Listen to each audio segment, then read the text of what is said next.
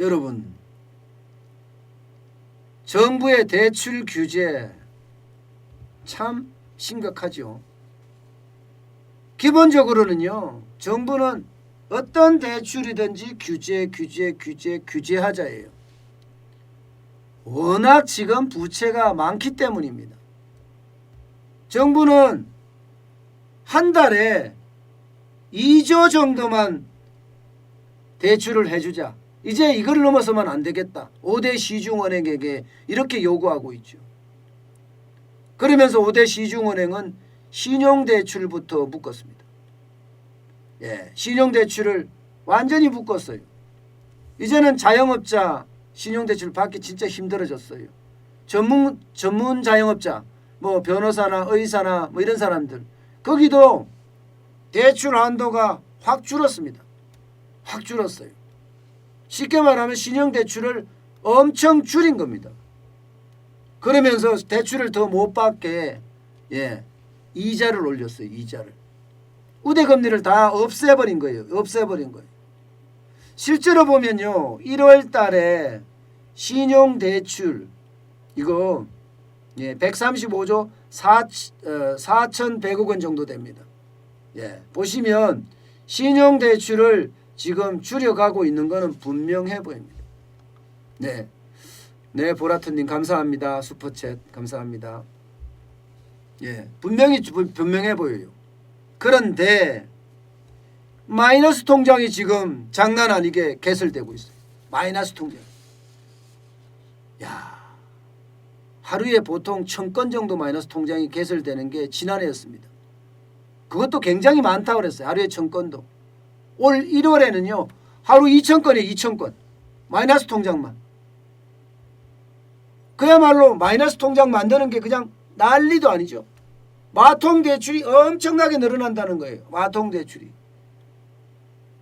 아니 한 달에 마통 대출만 1조가 늘어난다는 건 여러분 굉장히 큰 상황입니다.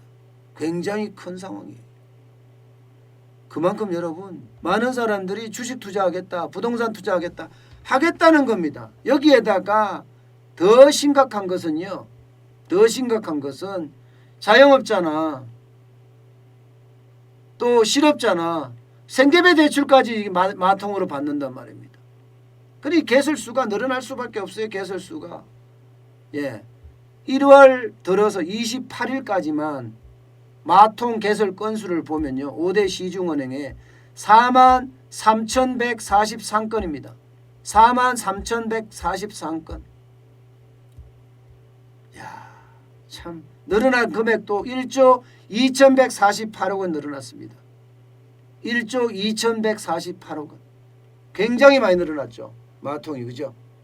개설 건수도 엄청나게 많이 늘어났지만 실제 마이너스 통장의 어떤 대출 금액도 굉장히 많이 늘어나고 있는 추세예요. 자칫 잘못하면 이제 대출을 못 받는 수도 생기겠다. 이런 얘기도 나와요. 왜냐하면 정부가 이제 DSR을 적용하지 않겠느냐. 총부채 원리금 상환 비율이라는 게 DSR인데요. 쉽게 말하면 소득 대비해서 대출을 해주겠다 이거예요. 소득 대비해서 대출을 해주겠다. 여러분 지금까지는 소득 대비 대출도 해주지만 자산 대비 대출도 많이 해준단 말입니다. 그래서 부동산을 맡기고 그렇게 대출을 받아왔어요. 그런데 지금 당국이 하는 이야기를 보면 뭐 부동산도 하겠지만 규제가 묶여있는 만큼 묶고 나머지는 소득 대비 대출로 바꾼다 이런 얘기가 지금 점점 나오고 있는 거예요. 그만큼 가계대출이 늘어나고 있다는 뜻이. 그만큼 가계대출이. 이게 자칫 잘못하면 충격파도 던져줄 수 있다 이런 생각을 지금 정부는 하고 있습니다. 여러분도 알다시피 대출이 장난 아니잖아요. 가계 2,000조, 기업 2,000조, 정부, 중앙정부의 부채만 1,000조. 이것만 5,000조예요. 이것만 5,000조. 여기에다가 공기업 부채 포함하면 엄청 늘어나요. 여기에다가 연금 충당 부채까지 포함하면 이건 장난 아닙니다. 6천조도 넘습니다. 6천조. 공기업 부채가 2019년 기준으로 보면 525조 1천억 원이거든요. 여기에다 연금 충당 부채는 2019년 말 기준으로 보면요 944조 원이 넘습니다. 그럼 6천조 원이 넘는 우리는 완전히 빚공화국이에요. 그런데도 지금 정부는 또 빚내겠다 하잖아요. 정부는 빚을 낸다 그러고, 예, 국민들에겐 빚 내지 마라 그러고, 빚내 줄이라는 거야. 우리 김순상님이 우리나라 앞날이 걱정됩니다 이렇게 이야기하는 게 아마 많은 사람들이 이렇게 생각을 할 거예요. 요즘 20대도 이런 이야기를 할 겁니다. 20대도 30대도 이런 얘기를 하고요. 젊은 층도요. 왜? 그들이 짊어져야 될 짐이에요. 그거 결국이요.